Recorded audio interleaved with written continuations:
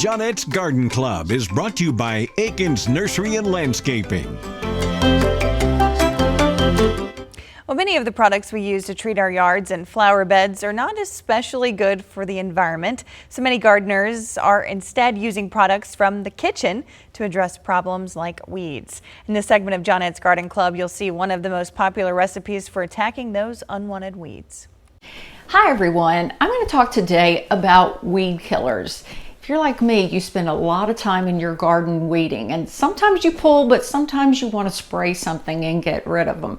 A lot of people don't like though using chemicals, especially when it rains, if they run off into lakes and rivers. So they're looking for organic treatments, and this is a very common one. You'll see different ratios of things, but I'm going to show you how to make one here at home.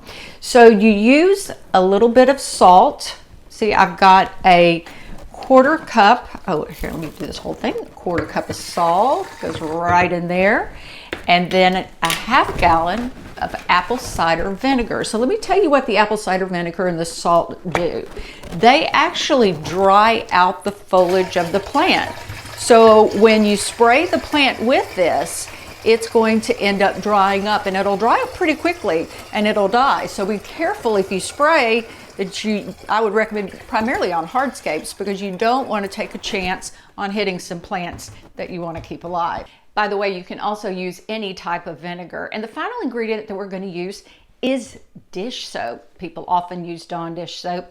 And what this does is it acts as a surfactant and helps the other ingredients, the vinegar and the salt, adhere to the leaf and not pool. And that means it's going to be absorbed more easily. So let's add a little bit of this in here, and you're ready to go. The one caveat is that this sometimes just kills the weed at the top, meaning the roots still live, and you have to go back and do it a second time.